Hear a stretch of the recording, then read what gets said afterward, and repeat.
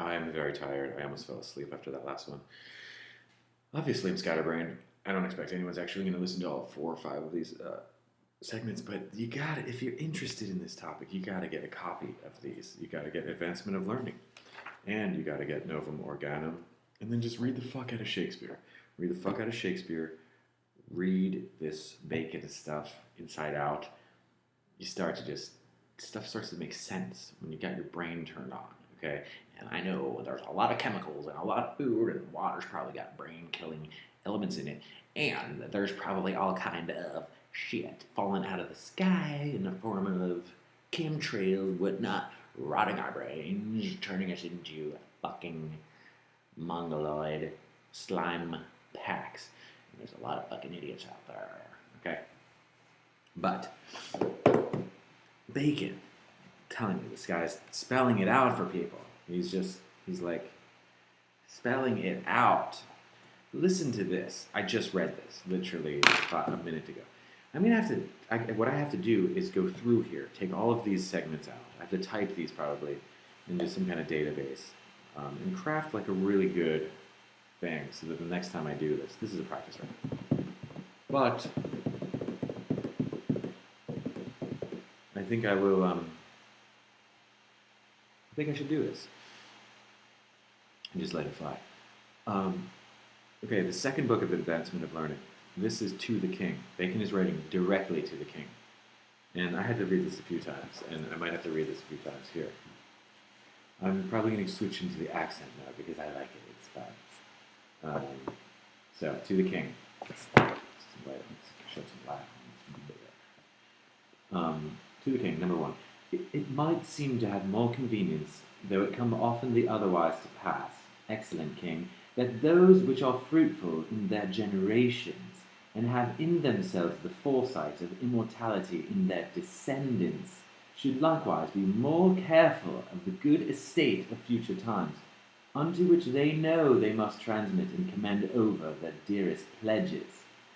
Queen Elizabeth was a sojourner in the world in this respect of her unmarried life. Anne was a blessing to her own times, and yet, so as the impression of her good government, besides her happy memory, is not without some effect which doth survive her. What the fuck does that mean? Okay? I'm going to read this again. I know what it means. But to the average person who doesn't think of, who's not coming from this perspective, what the fuck does that mean? Let's read this again. It might seem to have more convenience, though it come often otherwise to pass, excellent King, that those which are fruitful in their generations, what does that mean? Fruitful in their generations. That those which are fruitful in their generations, is that fertile, having childs? Those people who have children and have in themselves, I'm going back to quote, and have in themselves the foresight of immortality in their descendants, should likewise be more careful of the good estate of future times. Those that are fruitful in their generations and have in themselves the foresight of immortality in their descendants should likewise be more careful of the good estate of future times, unto which they know they must transmit and commend over their dearest pledges. If you give a fuck about the future and you have kids, wouldn't you want them to have the most... you care about the future, you care about your children, and you're the queen. Wouldn't you want your children to be heirs or be secure, or like what they're going to do? It's brilliantly written. I mean, I must say, Bacon was a fucking lyrical genius right here. I mean, it's so vague, and yet it's kind of cutting. He says, he's basically calling Queen, she's like, yeah, she was great, but she was a fucking cunt, because she was a sojourner in the world of her unmarried life, in respect of her unmarried life, and was a blessing in her own times. And yet, so as the impression of her good government, besides her happy memory, is not without some effect which doth survive her. So the effect is Bacon himself, the torture, the not so good mommy aspect. And he's basically calling her a fuck for, yes. I'm going to continue reading just for a second to see where this goes, because I think that's the end about her, and now he switches gears and he's talking about King James. This is 1603, and I need to find out when Lear was written, but I feel like there's a direct connection in Lear to the passing of the Queen. Sort of like, I feel like, what's her name? Who's the daughter? I can't fucking remember her name. Goneril. I don't know. The one that's, doesn't spew on about how great the king is, I think this is Bacon himself. He's kind of like, yeah, Mom, you're great. Like, I love you and stuff. You're good? And it's maybe like there's this continuing bitterness between them. And maybe the Queen was quite mad at the end. I don't know if we could know that for sure. But maybe she saw the effect of her choices. Anyway, I want to get off that.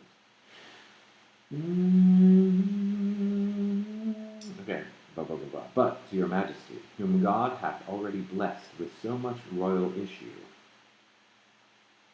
worthy to continue and represent you forever, and whose youthful and fruitful bed doth yet promise many the like renovations.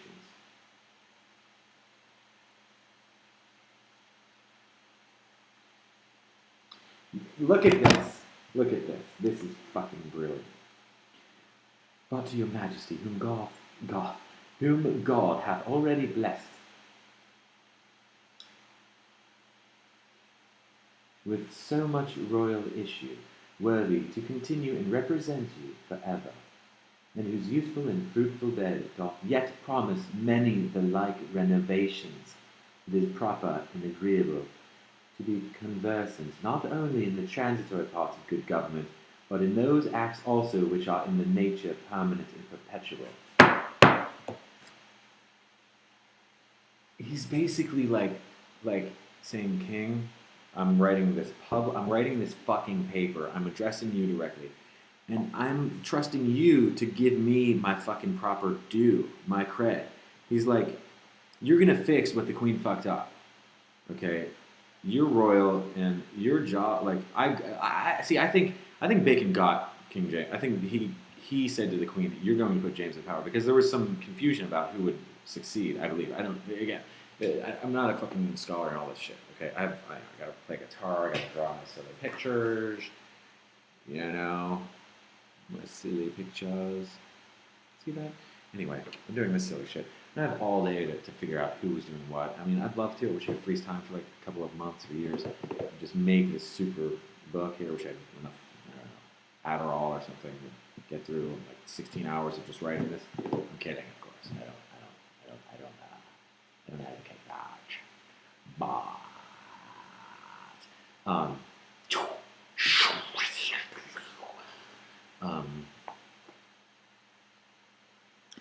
yes, this is incredible.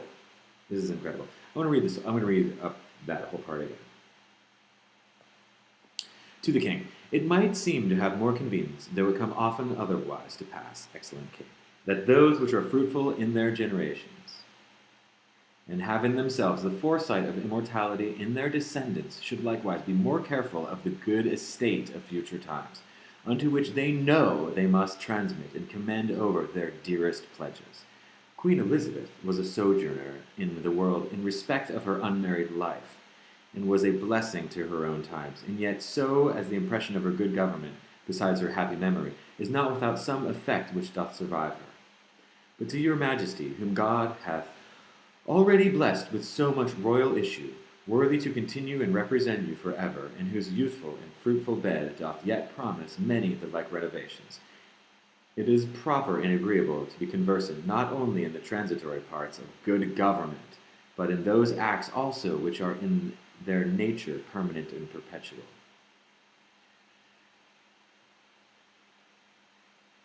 What is he saying?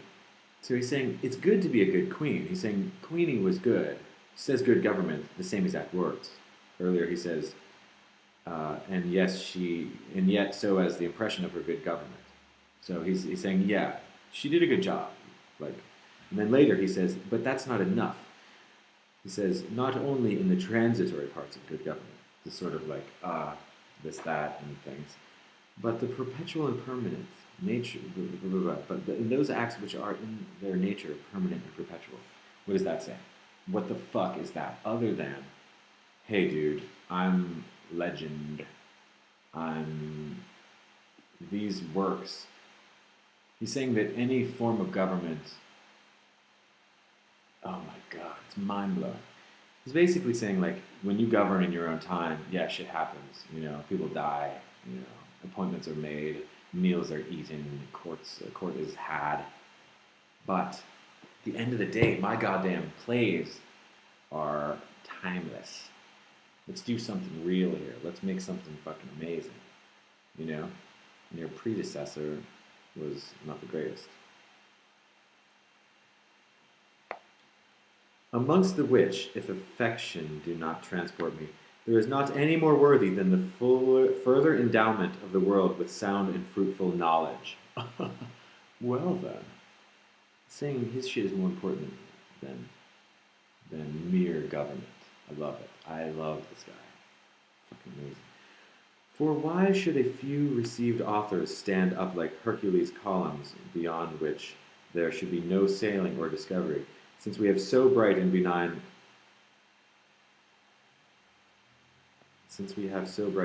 a star as your majesty to conduct and prosper us? To return therefore where we left, it remaineth to consider of what kind those acts are which have been undertaken and performed by kings and others for the increase and advancement of learning, wherein I propose to speak actively without digressing or dilating.